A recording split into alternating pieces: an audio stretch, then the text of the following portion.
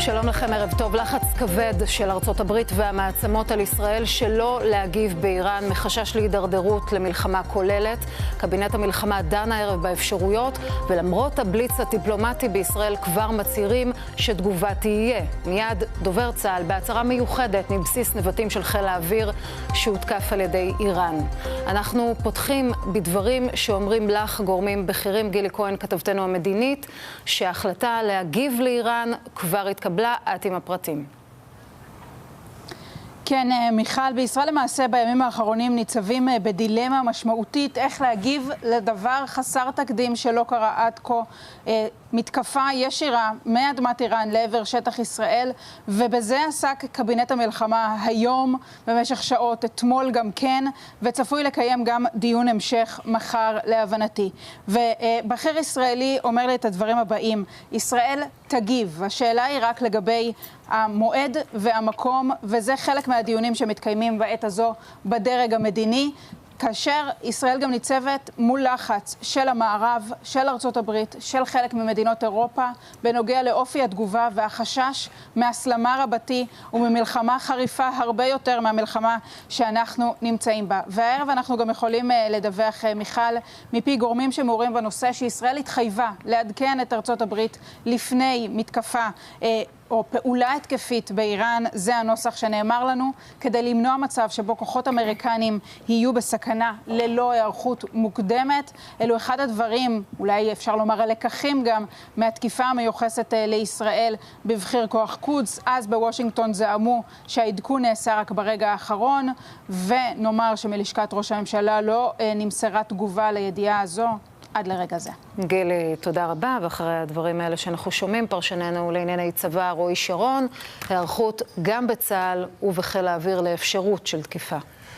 כן, נערכים לתגובה, משלימים את ההכנות לתקיפה אפשרית באיראן. אם תוחלט, אם בסופו של דבר כן יוחלט על תקיפה באיראן, צפויים לקחת כאן בחשבון כמה מגבלות. קודם כל, כמו ששמענו מגילי, זה חייב להיות מתואם עם ארצות הברית, וזה יהיה מתואם עם ארצות הברית. דבר שני, לא רוצים להיגרר כאן למלחמה אזורית, למלחמה כוללת במזרח התיכון, ולכן התגובה צריכה להיות די מוגבלת, באופן שיאפשר לאיראן לא להגיב על התגובה, על החיסול שמיוחס לישראל, אבל משהו שיאפשר לאיראנים להכיל את התגובה הזאת. לא רוצים כאן מלחמה כוללת, וגם בישראל עדיין רוצים להשאיר את עזה זירה עיקרית. לא רוצים להפוך אותה עכשיו לזירה משנית בזמן שאנחנו מסלימים מול איראן, ומצד שני כן רוצים להגיב כאן, כי בכל זאת נחצה כאן קו אדום, ולכן זה יכול להיות בכל מיני אופנים, בלי להיכנס לתרחישים. אבל ראינו בשנים האחרונות פרסומים זרים על כל מיני תקיפות שמיוחסות לישראל נגד איראן. גם חיסולים, גם סייבר, גם מתקפות נגד מתקנים שם. רובם ככולם היו תחת עמימות, כלומר בלי שישראל לקחה אחריות. השאלה אם זאת תהיה תקיפה אחרת, ובכל מקרה במערכת הביטחון נערכים לאפשרויות האלה, נערכים לתקיפה באיראן. כן, בוחנים את המטרות. תודה רבה, רועי. ובעניין הכוונות לתקיפה ישראלית, דברים שאומר ראש הממשלה נתניהו לשרי הליכוד בשיחות סגורות, ואנחנו רוצים להיות בעניין הזה איתך, סולימאן מסעוד. אתה מפרסם את הציטוטים מתוך השיחות האלה. עד כה שמענו, מיכל, את חברי קבינט המלחמה שמדברים על תקיפה אפשרית באיראן. שמענו את בני גנץ, שמענו את שר הביטחון יואב גלנט. את מי לא שמענו? את ראש הממשלה בנימין נתניהו. והערב אנחנו מפרסמים דברים שהוא אומר בשיחות ופגישות אישיות לשרים בממשלה, בעיקר אגב לשרי הליכוד. בואי נראה על המסך דברים שהוא אומר נתניהו לאותם שרים ששואלים על מה ישראל צפויה לעשות, והוא אומר נגיב לאיראן, צריך לעשות את זה בחוכמה ולא מהבטן.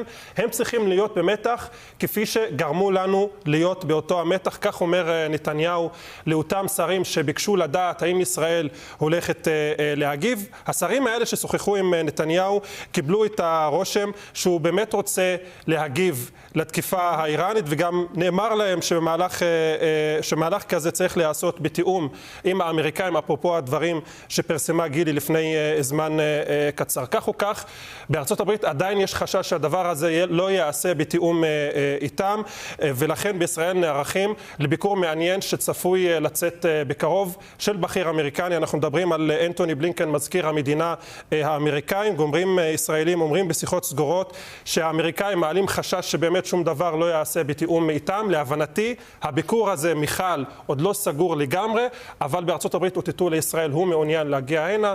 השאלה מתי, והמטרה שלו כמובן למנוע מתקפה כזאת בלי תיאום. תודה רבה, סולימאן.